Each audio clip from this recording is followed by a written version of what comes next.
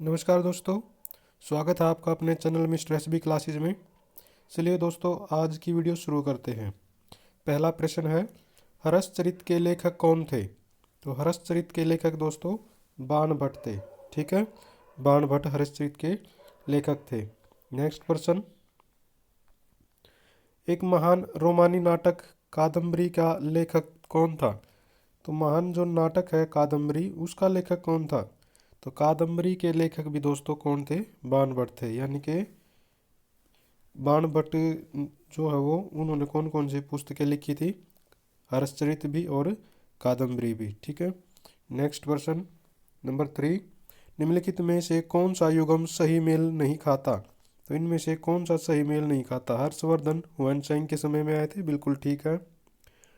विक्रमादित्य चैतन्य, क्या ये इनके दरबार में थे या फिर इनके समय में थे? नहीं। ठीक है, तो ये मेल नहीं खाता।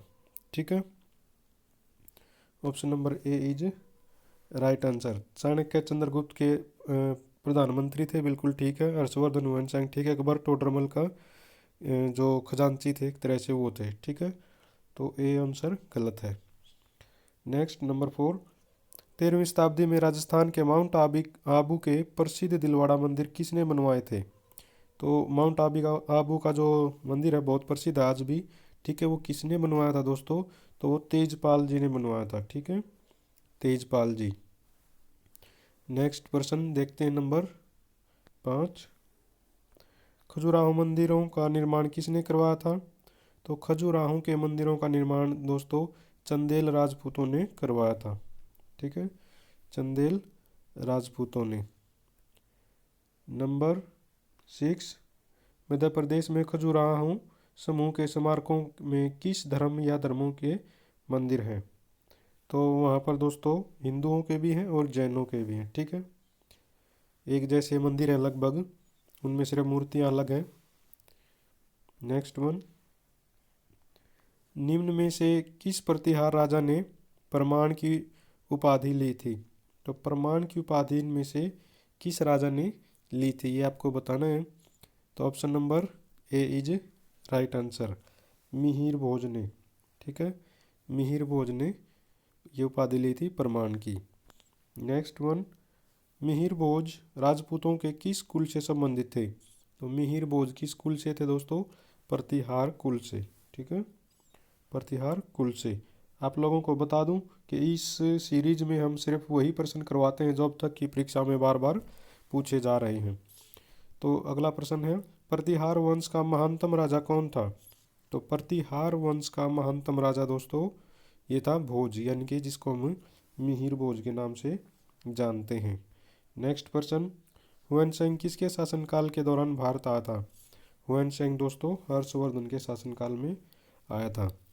दो चीनी यात्रियों का वर्णन आता है, एक फायान, फायान आया था हाँ चंद्रगुप्त द्वितीय के समय में, और हर्षवर्धन के समय में आया था हुएनसांग। ठीक है, याद करने का इसका तरीका ये है, दोनों है से शुरू होते हैं, हर्षवर्धन हुएनसांग। ठीक है, एक बच गया फायान, वो चंद्रगुप्त द्वितीय के समय में आया था।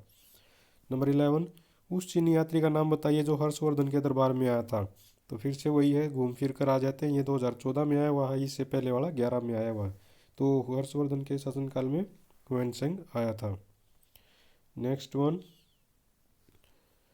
ये है, किसके शासनकाल में हुएनसांग भारत आया था? देखिए फिर से 2017 में। देखिए यहाँ मैं आपको थोड़ा सा एक बार पीछे लेके चलता हूँ। 11 में भी वही है, ठीक है, फिर से 14 में वही आया, फिर से 17 में वही आया।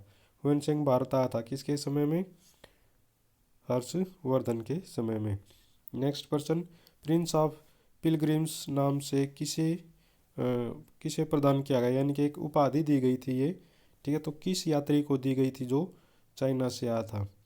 तो ये किसको दी गई थी? हुएनसांग को। ठीक है, प्रिंस ऑफ पिलग्रिम्स इनको बोला जाता है। पिलग्रिम्स होता है तीर्थ यात्री। ठीक है, तो तीर्थ यात्रियों का राजकुमार के नाम से भी ये प्रश्न आता है, वो हिंदी में और ये इन्होंने इंग्लिश में सीधा लिख रखा है। ठीक है, दोनों तरह से आपको याद होना चाहिए। नेक्स्ट वन, हर्षवर्धन को किसने पराजित किया था? तो राजा हर्षवर्धन को किसने पराजित किया था दोस्तों? तो ये थे पुलकेशन द्वितीय ने। ठीक है, पुलकेशन द्वितीय ने हर्षवर्धन को पराजित किया था। नेक्स्ट क्वेश्चन, हर्षवर्धन का समकालीन दक्षिण भारतीय शासक कौन था? यानी कि हर्षवर्धन जब यहाँ पर उत्तर भारत में राज कर रहा था, थानेश्वर उसकी राजधानी थी जो कुरुक्षेत्र में पड़ता है आज, ठीक है। तो उसी समय दक्षिण में कौन राजा था जो उसके समकालीन था? तो ये है दोस्तों answer number option B, Pulakeshin द्वितीय, ठीक है। नेक्स्ट वन, हर्षवर्धन की आरंभिक राजधानी कहाँ थी? तो आरंभिक राजधानी कहाँ थी दोस्तों? थानेश्वर, ठीक है। Option number C, Thaneshwar. आज भी काफ़ी प्रसिद्ध है ये थानेश्वर, कुरुक्षेत्र में ही पड़ता है बिल्कुल साथ के साथ। तो नेक्स्ट वन, नंबर 17, संस्कृत नाटक नागानंद की रचना किस शासक द्वारा की गई थी? नागानंद की रचना किसके द्वारा की गई थी दोस्तों? Option number B is right answer, Harshvardhan के समय में। हर्षवर्धन के समय में ये की गई थी नागानंद की रचना। नेक्स्ट वन, निम्नलिखित मध्यकालीन यात्रियों का उनके देशों के साथ मिलान कीजिए। तो मिलान करना है, जैसे मार्क पोलो कहाँ से आया था, इबन बतूता कहाँ से आया था, ये सब आपको क्या करना है, मिलान करना है इनका, ठीक है। मार्क पोलो तो शायद इटली से आया था, ये आपको पता होना चाहिए। इबन बतूता मोरक्को से आया था, ठीक है, जो दक्षिण अफ्रीका में पड़ता है। और एंटोनियो मोनसेरेट ये कहाँ से आया था? स्पेन से आया था, ठीक है। और महमूद वली बल्खी तो ये आया था बलख से, ठीक है। तो इसका आंसर क्या रहेगा? Option number A is right answer. Next one, Bharat में नालंदा विश्वविद्यालय किस राज्य में स्थित है? तो ये तो बहुत ही कॉमन सा प्रश्न है, नालंदा कहाँ पर है सभी को पता होना चाहिए। नालंदा आज के समय में बिहार में स्थित है। उस समय जो प्राचीन नालंदा था वो तो बिल्कुल ही तोड़ फोड़ कर दिया गया था बख्तियार खिलजी के द्वारा, ठीक है। लेकिन आज के समय में मॉडर्न विश्वविद्यालय भी बना दिया गया है नालंदा के नाम से। और आज का लास्ट प्रश्न है, श्रृंगेरी, बद्रीनाथ, द्वारका और पुरी में 4 मठ स्थापित किए गए थे। तो जो ये 4 मठ थे दोस्तों, ये किसने स्थापित किए थे? तो ये किए थे आदि शंकराचार्य द्वारा, यानी कि option number C is right answer. तो ये थे आज के 20 महत्वपूर्ण प्रश्न दोस्तों। उम्मीद है आप लोगों को पसंद आएंगे। पसंद आते हैं तो चैनल को ज़रूर सब्सक्राइब कीजिए, दोस्तों के साथ शेयर कीजिए, क्योंकि ये सीरीज़ बहुत ही महत्वपूर्ण है।